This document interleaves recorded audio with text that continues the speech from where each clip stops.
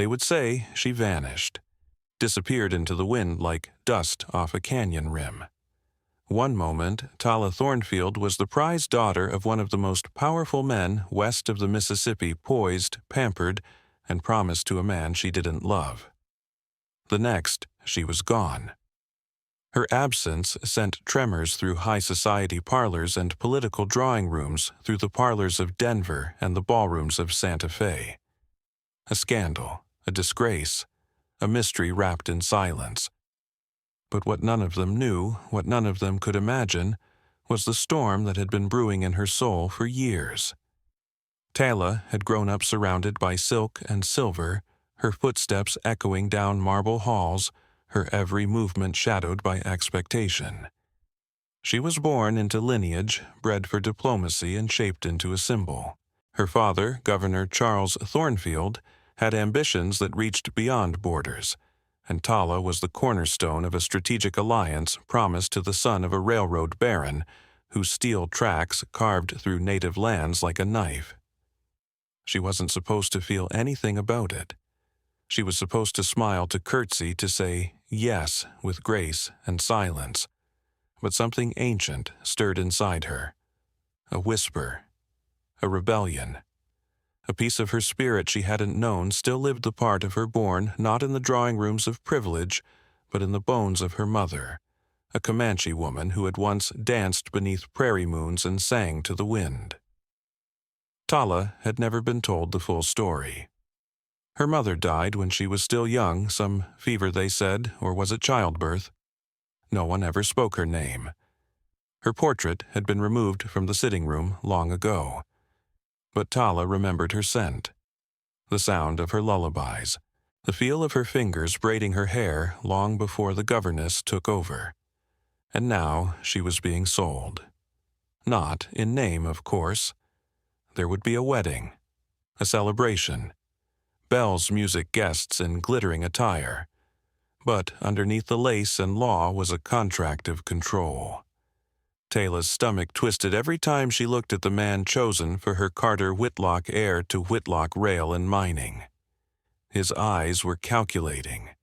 His mouth curled when he smiled, but his gaze held no warmth. When he placed his hand over hers during the engagement dinner, her skin crawled. That night, she stared at the ceiling of her room draped in velvet and imagined fire. Not one that consumed the house, but one that cleared the way for something new. The plan formed slowly then, all at once. Tala bribed the stable boy. She stole a map. She packed her mother's pendant, the one she had found hidden in the back of her father's desk, etched with Comanche symbols, and rode out before dawn. Her horse was swift, but not swift enough to outrun the cold or the fear. For the first time in her life, Tala was alone. No attendants, no schedule, no walls to confine her, but no hands to catch her if she fell. And she did fall. She got lost. She crossed frozen creeks and climbed ridges with her hands scraped raw. She ate roots and snow. Her breath came in gasps. Her boots split open. The fine fabric of her gown, now worn in layers to preserve warmth, was soaked through. Her father's men had ridden out after her bloodhounds in tailored coats, and she had heard their calls in the distance. So she cut west. Deeper, further, toward the ungoverned parts of the map where names faded and trails vanished. 3 days passed, then 4. She no longer knew what day it was. Her mind wandered, her body trembled, and on the 6th night, with snow falling heavy and sharp, Tala collapsed beside a pine tree that bent toward the earth like it too had grown weary. She didn't cry. Her eyes were dry, her lips cracked and her limbs heavy. In that final moment, she didn't think of her father or Carter Whitlock or the glittering halls of her past life. She thought of her mother, a woman she barely knew. A woman who had once stood defiant in a world that tried to erase her. Tala whispered a name, maybe her mother's, maybe her own, and let the darkness take her.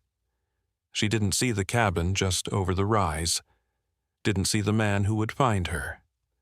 a man who hadn't spoken to another soul in weeks, who carried his grief like a second spine, who lived not to be found and certainly not to find anyone like her.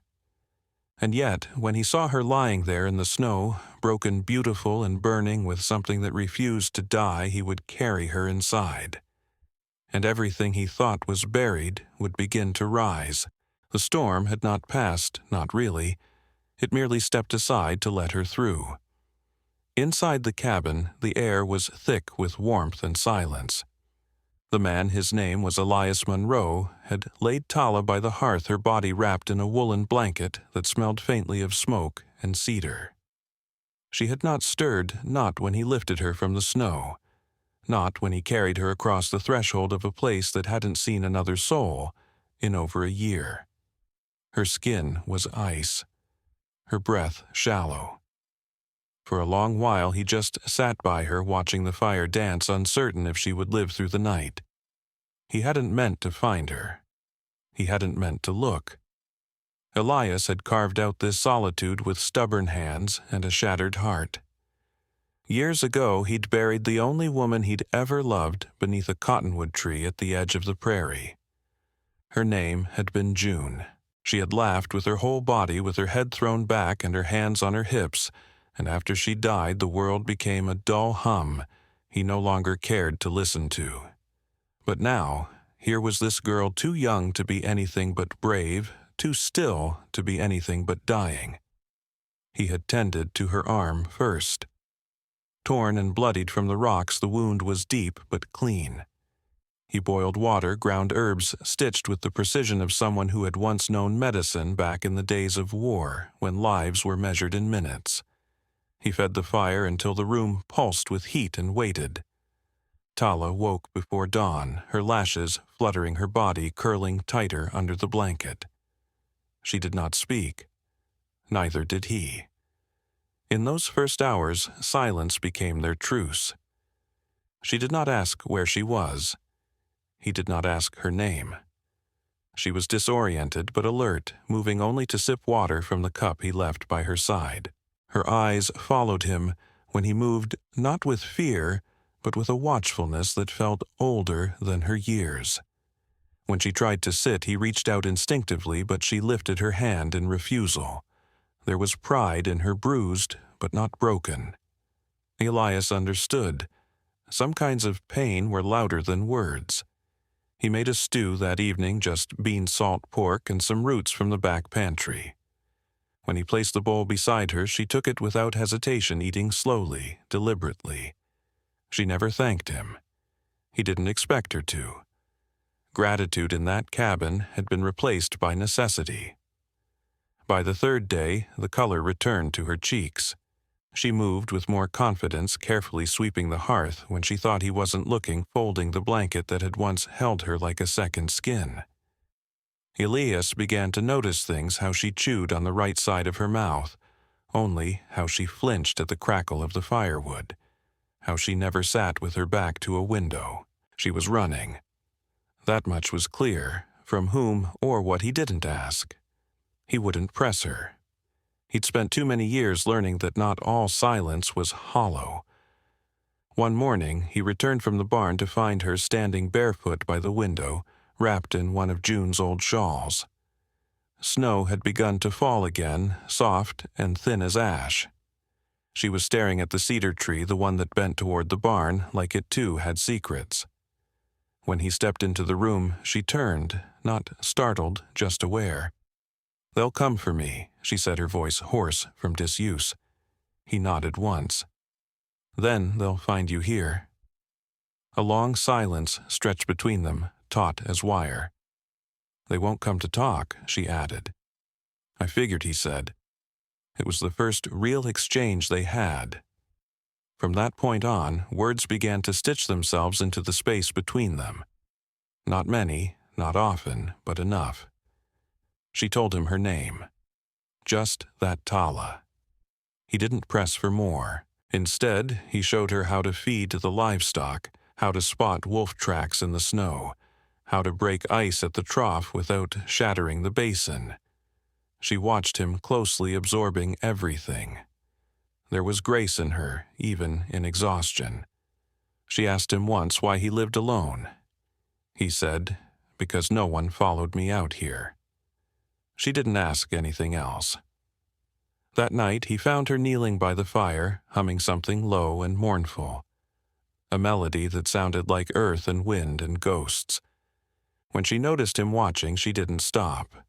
She only held his gaze as if daring him to ask what the song meant. He didn't. He simply listened. As the days passed, Tala began to reclaim pieces of herself. She mended a torn hem in her skirt with thread she found in a forgotten drawer. She swept the porch without being asked. She fixed a broken latch on the back door. She moved with intention like someone planting roots despite herself. Elias watched her not with hunger but with something deeper recognition. She was haunted, yes, but not ruined. One evening she asked for fabric, just a strip any color. He found some old blue cotton and gave it to her. She worked by lamplight, stitching slowly, fingers precise. When he asked what she was making, she didn't answer. But the next morning he sawed a small pouch hand-sewn tied with a braid of leather. It rested on the mantel quiet as a prayer. He didn't touch it.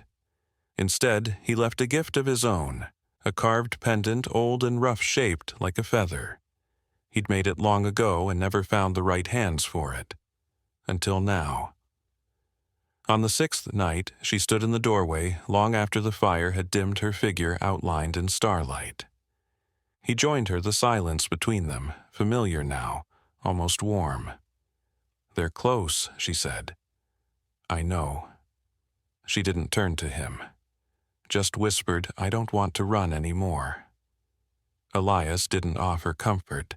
He didn't promise safety, he simply said, by the second day, Tala was steady enough to walk.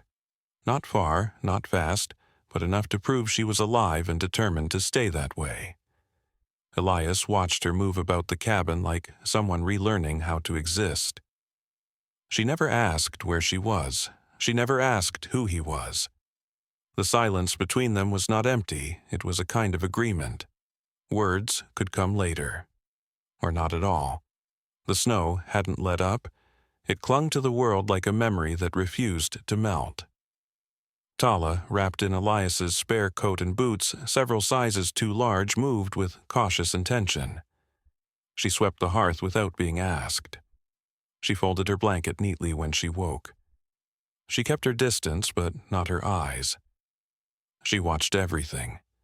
The way Elias sharpened his knife, how he split wood with one clean motion, the careful method he used to check the traps along the tree line. Elias, for his part, said little but saw everything. He noticed how she flinched slightly when his footsteps came too close, how she winced when biting down on the right side of her jaw. There were bruises, half-healed and faint, hidden beneath the collar of her borrowed shirt. He didn't ask. She didn't offer. Still, an unspoken understanding had begun to grow like something small and green, forcing its way through frozen earth. He taught her how to light a fire without flint, how to recognize rabbit tracks from fox. He didn't explain everything, just showed her one quiet gesture at a time. And Tala, used to living behind gilded walls where every motion was judged, and every lesson was a performance, found strange comfort in the way Elias never corrected her with impatience. When she failed to tie a proper knot, he simply handed her another piece of rope. Try again. At night, they shared stew made from root vegetables and salted venison. She always ate slowly, chewing on one side, but her appetite returned gradually. She still slept on the bed, and Elias still took the chair, his rifle always within reach, though never pointed. The third night, she woke from a dream, sweat on her brow, fists clenched. Elias said nothing, just passed her a cup of water. In the quiet afterward, she said her first words since arriving. "Do you ever forget?" He looked at her for a long time. "No," he said simply, "but it doesn't mean you stop living." After that, their silences softened. She told him her name, not just Tala, but what it meant in her mother's tongue wolf. It seemed fitting, Elias thought, watching her move, wounded but wary eyes always scanning. A creature built to survive. She spoke of nothing before the snow. Nothing about carriages or arranged marriages or the scent of her father's cologne when he leaned in too close to whisper about duty. That life, it seemed, was sealed behind her like a door she no longer intended to open. But what Tala did speak of were instincts, dreams she'd had since childhood, of wild horses running across endless plains of fires that spoke in crackling tongues. She described the sound of wind across the peaks as if it were a language she was just beginning to understand. Elias listened. He wasn't a man given to speech, but when she talked like that, soft, half-hypnotized, he saw something ancient flicker in her eyes, something older than both of them. One afternoon, while gathering firewood, Tala asked Elias why he stayed so far from town. People he answered, that was all. But later, by the fire, he said more. He told her about June, about the illness, about how grief had a taste, and how it lived in the bones longer than anyone wanted to admit. Tala listened without blinking. When he finished, she said, "They told me grief was weakness." Elias gave a dry laugh. "Grief is the strongest thing there is," he said. "It stays even when everything else leaves." 03. That night, Tala didn't sleep in the bed. She sat beside Elias by the fire until dawn, neither of them speaking, both of them simply there. There was no romance in it, no grand gesture. Only the kind of nearness that feels like a pact. The kind forged not by desire, but by survival. The next morning, Tala surprised him. She asked to learn how to shoot. Elias didn't hesitate. He handed her the rifle with the reverence of passing on something sacred. Her hands trembled on the trigger. She missed the first 3 shots. By the 5th, she steadied. By the 7th, she hit the mark. Her eyes flicked to his, not asking for praise, just measuring whether he'd seen. He had. He nodded. In the days that followed, the cabin changed. It no longer felt like a tomb. Tala added little things, a strip of blue cloth stitched into the hem of her tunic herbs, arranged not for use, but for comfort. She even sang once, quietly, in a language Elias didn't understand, but felt in his marrow. Something about that melody moved through the walls like a blessing. Still, trust came in fragments. One night, Elias returned from checking traps to find Tala standing at the edge of the tree line, watching the horizon. "I thought you left," he said. "I almost did," she replied. "But I couldn't." She didn't explain further. She didn't need to. By then, Elias knew. Knew that survival was more than food and fire. It was memory. It was letting someone sit close enough to see the cracks. It was knowing that the quiet between them had become something more than silence. And though neither would say it aloud, both understood the moment they stopped running was the moment they started choosing. And choices like survival had to be made every day. The storm arrived not with thunder, but with silence. No birdsong, no wind. Just a stillness that blanketed the land like a breath held too long. Elias stood on the porch, his hands rough from years of solitude, wrapped around a cup of coffee he never tasted. His breath curled into the air and vanished. Beside him, Tala stood in a blanket, one he once thought he'd used to bury the past. Between them, silence was no barrier. It was a language. Then came the shimmer. A ripple on the horizon. The faintest shift of white dust against the ridge. Then came the sound hoofbeats, dozens a distant rumble like drums buried deep in the earth. Tala didn't flinch. She only straightened her spine and let the blanket fall away. She stepped forward, the cold forgotten. "They're here," she said. "My father, Chief Naru." Elias saw them crest the hill like ghosts pulled from legend, 70 riders silent and painted for war moving as one. Their faces bore the stories of generations in red and black. Feathers braided into horse manes danced in the wind. At their center was the man on a black stallion wearing a wolf fur cloak, his face streaked with red like war tears carved into stone. Tala walked ahead of Elias toward the cedar tree, the very place she had once collapsed, nearly lost. That tree bent from years of prairie wind now stood tall like a witness. The riders circled the house in a wide arc. No one spoke. Chief Naru dismounted and crossed the snow alone. Not with fury, but with the steady grace of a man burdened by tribe history and love. "I ran," Tala said. "You did," he answered. "I chose. You were not meant to." Her eyes flicked to Elias. "He didn't take me," she said. "He gave me space to breathe." Naru's gaze landed on Elias. "You sheltered her." "I didn't mean to," Elias replied. "But yes." The chief's expression darkened not with anger, but with judgment. He unhooked a ceremonial blade from his belt, old marked with the etchings of stories passed through generations. He held it out not to attack, but to test. "Come," he said. Elias looked at Tala. She nodded once. He stepped forward, took the blade, and followed Naru into the hills. No words passed between them. None were needed. They found a deer, young, unaware. Naru gestured for Elias to take the shot. Elias did steady hands and breath, like a man who had known too much loss to miss. The arrow struck clean behind the shoulder. No suffering, just stillness. When they returned, Naru stood again before his daughter and the man who had kept her warm. "You don't speak our tongue," Naru said to Elias, "but you carry silence like a man who understands its weight." "I won't go back," Tala said. "Not to chains disguised as marriage. I won't belong to anyone but myself." Her father's face softened for the first time.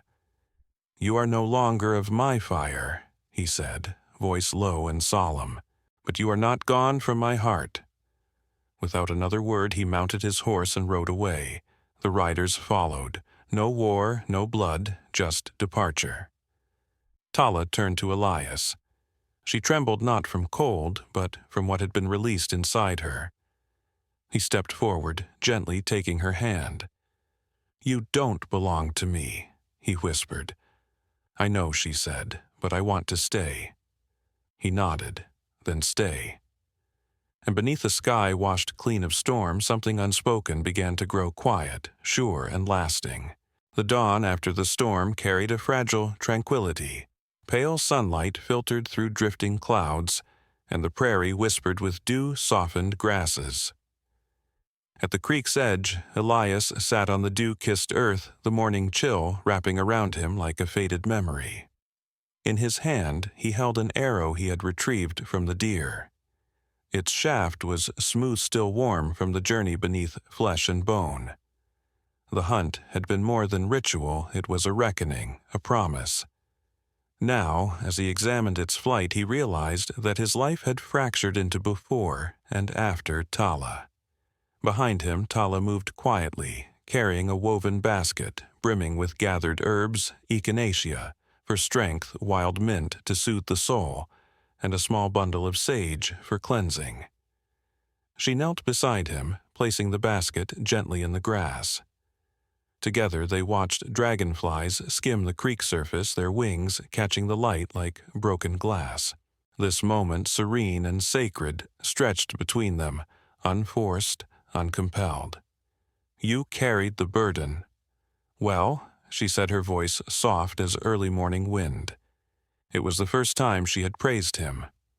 He looked up at her, surprised by the tenderness shining in her eyes. "I had no choice," Elias answered, though he meant otherwise. She reached for his hand, their fingers interlaced. In that simple touch he felt gravitas and grace, the grace of being seen, and the gravity of a future no longer dictated by fate, but fashioned by choice. They stood and walked back toward the cabin, side by side. Each step was measured silent, mindful. The world had changed, shaken free of old shadows, but the work of building a new life had only begun. In the kitchen, sunlight warmed the wooden table near the window. Elias lifted the carved cradle. He had begun the cradle that now needed lining and care. Near the hearth, Tala unfolded the bright fabric she had sewn, patching together pieces of his wife's shawl into new garments, each stitch a bridge between past and present. "We grow our own story now," he whispered. She smiled and began spooning oats and berries into 2 bowls. As soon as she set the dishes before him, she paused. "I want to help you build more than a home," she said, voice earnest. "I want to shape the land with you." Elias nodded without hesitation. "I do too." For the rest of the morning they worked together. Ella, Elias's mare, soot-covered from the storm, stood tied at the fence. Tala fetched fresh cloth and braided new ribbons into the horse's mane, and Elias brushed earth and sap from her coat. Then he handed Tala reins and motioned for her to lead Ella into the yard. With quiet confidence, Tala guided the mare through a short trot, her posture strong, her eyes glimmering with purpose. As the horse responded to her touch, Elias recognized something profound. Tala was not merely surviving this world, she was mastering it. Later, as he repaired the barn door, he glanced at Tala kneeling in the garden, her hands working the soil. She dug small trenches, planting seeds of corn and squash. The garden had been barren all winter. Now, under her care, it bloomed with hope. Each seed tucked into the rich earth was an affirmation, a life chosen, not given. They paused for midday supper, roasted vegetables, freshly baked flatbread herbs from her basket. The food carried a new warmth, not just the warmth of hearth, but of intention. They ate slowly, mindful of every bite, every shared glance. When twilight came, they lit lanterns and sat together on the porch. A gentle breeze carried the promise of spring. Above them, the sky was an expanse of muted blue, and for the first time the night felt like an invitation, not a warning. Tala leaned her head on Elias's shoulder.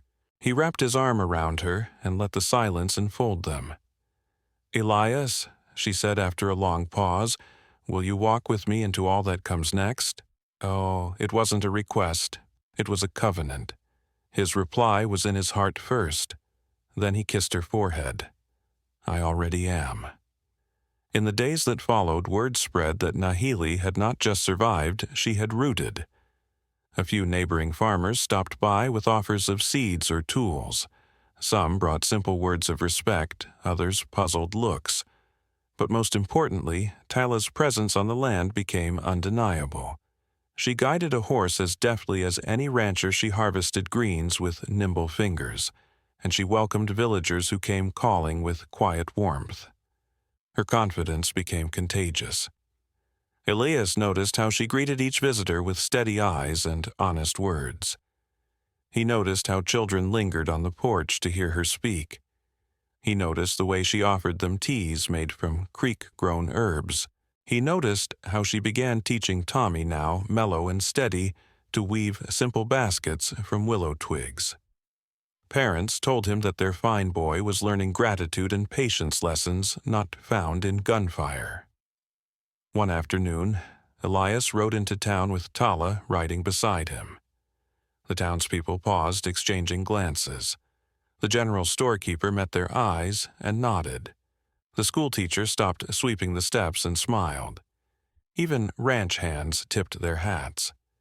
It was a quiet acknowledgement, meaning had shifted. Tala was not a curiosity. She was part of the landscape now, a living testament to partnership rooted in respect, resilience, and choice. The day came when Tala stood at the cedar tree once more, the same one where her flight had begun. This time she had a bundle of seeds in her hand and offered them to the tree's ancient roots. Elias watched as she let the seeds fall, and small wildflowers sprouted as if awakened by her presence. She turned to him, and he saw both vulnerability and strength in her gaze. "I planted the cradle by the creek," she said. "I want a name for what grows inside me." Elias took her hands. "We'll name it together." Tala's belly swelled with promise, and Tyr will come soon into a world shaped by love rather than obligation. The cradle, the one Elias carved rounded and strong, rests near the hearth, awaiting life. The cradle is his hands, and her breath carved with silent prayers. At night, they sit beneath lantern light and speak of lessons learned to the bravery it took to cross a world that rejected her, the trust she placed in a man who suffered, and how that trust healed more than sorrow. They speak of future hardships they plan for harvests and celebrations, and they name their hopes aloud. The townsfolk marvel at the transformation of the hillside home, smoke curling straight and steady, horses groomed, fences repaired, and standing tall garden plots rich with green promise. But most marvel at the two people standing together, an unlikely pair, yes, but unmistakably rooted. Elias kneels by Tala when she rests her hand on her belly. "You chose to stay," he says softly. She leans forward and kisses his cheek. "You chose to let me." He smiles, then stands with her. Together they open the door and step outside into the honey-gold light of spring. The prairie stretches out before them, alive and waiting. The cedar tree overhead stands silent, witness its branches whispering ancient blessings. They begin walking, first slowly, then with purpose, carrying seeds and story cradle and wonder. A life chosen, not given. And they walk forward together, in the vast unforgiving land of the American frontier, where silence stretches wider than the sky and wounds run deeper than rivers. Two souls collided not by fate, but by quiet choices made in the face of fear. Tala Thornfield, once a caged heiress locked behind velvet curtains and political expectations, fled from a future not of her choosing. Driven by the memory of her Comanche mother and a fire she could never silence, she left behind the comforts of privilege for the uncertainties of the wilderness. Her journey was not just through land, but through pain, identity, and reclamation. Elias, once a man hardened by grief and silence, after the death of his wife and child, lived only to endure. But when Tala collapsed near his cabin, cold, broken, yet burning with unspoken strength, he opened a door he had long believed closed forever. Through her resilience and compassion, he began to remember how to live again, not in shadows, but in shared warmth and purpose. Together, they built not just a home, but a life crafted from mutual respect, hard work, and a love that asked for nothing but gave everything. Their story is one of transformation, from fear to freedom, from sorrow to strength, from strangers to soulmates. It is a story that reminds us that healing does not come in grand declarations, but in the daily acts of choosing each other, of planting seeds, repairing fences, and carving cradles, even when the world stands ready to judge. Theirs was not a love of escape or rescue, but of recognition. In a world that had tried to write both their fates, they rewrote the ending together. This story teaches us that true love is not something you find, it is something you build, one act of kindness, one moment of courage at a time.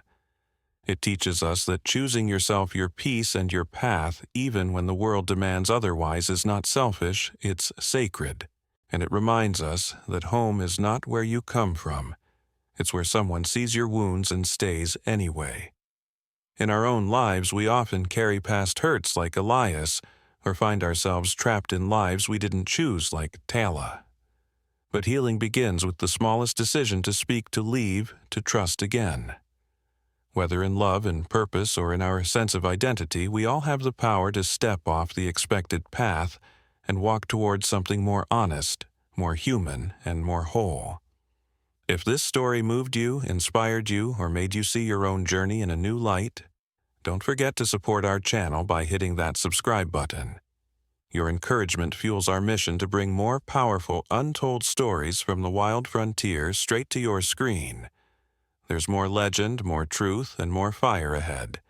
Stay with us, because every story worth telling begins with a choice, and we're just getting started.